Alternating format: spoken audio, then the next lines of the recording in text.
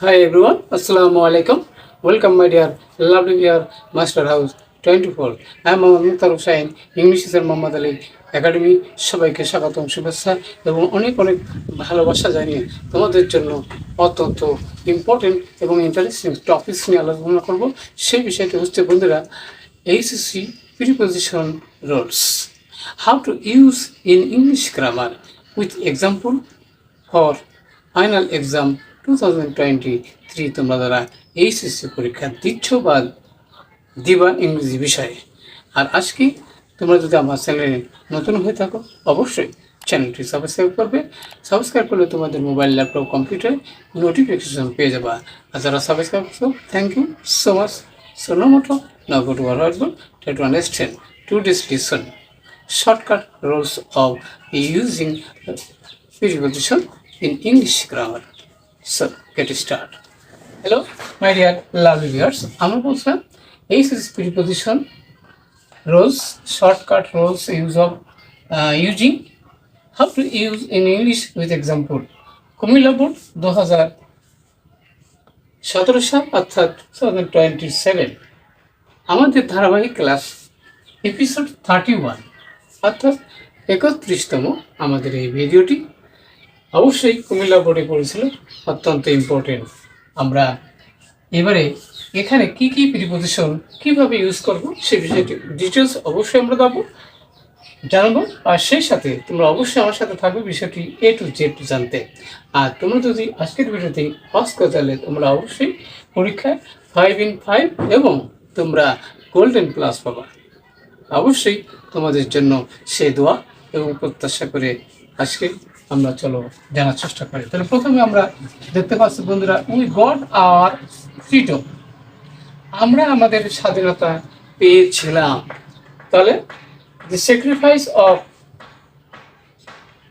hundreds and hundreds, তাহলে শত শত কি মুক্তিযোদ্ধাদের জীবনের জন্য আমরা পেয়েছিলাম। তাহলে যদি ফর হয় তাহলে আমরা সেক্ষেত্রে কি প্রিপোজিশন হিসেবে আমরা যদি জন্য হয় তাহলে ফর হয়, তাহলে আমরা তাদের জীবনের বিনিময়ে জীবনের জন্য আমরা পেয়েছিলাম কি অফ দেয়ার লাইফ, তাদের জীবনের বিনিময়ে আমরা পেয়েছিলাম।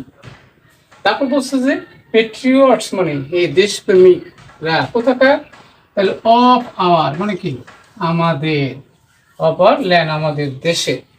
ফট মানে কি যুদ্ধ করেছিল, তাহলে কাদের বিরুদ্ধে যুদ্ধ করেছিল, তাহলে এগেনেস্ট যদি হয় তাহলে AGAINST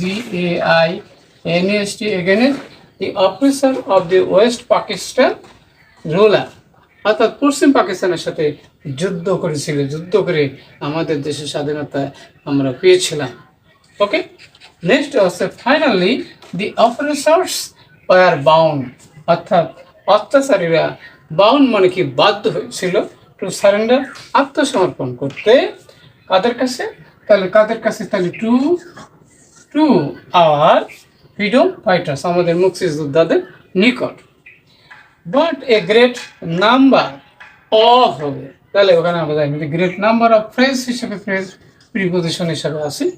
a great number of son of the কি ল্যান্ড ডায়েড মারা গিয়েছিল, কোথায় মারা গিয়েছিল, ইন দি আমরা জানি বন্ধুরা ইন দি ওয়ার যুদ্ধে মারা গিয়েছিল।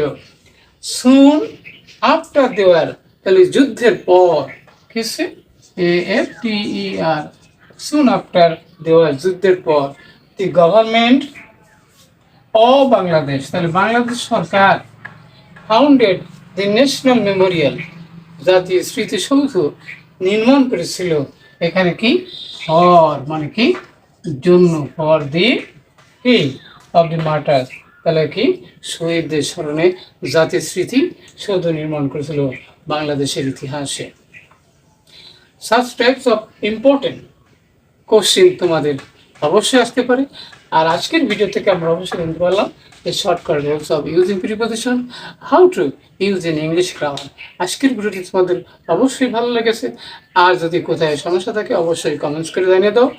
আর আমাদের ফেসবুক MD মুক্তার হোসেন ফেসবুক অবশ্যই তোমরা নক করবে, ফলো করবে। আমাদের ভিডিওটি এখানে শেষ করছি, পরবর্তীতে আবার নতুন বিষয় দেখা হবে। ততক্ষণ আল্লাহ হাফেজ।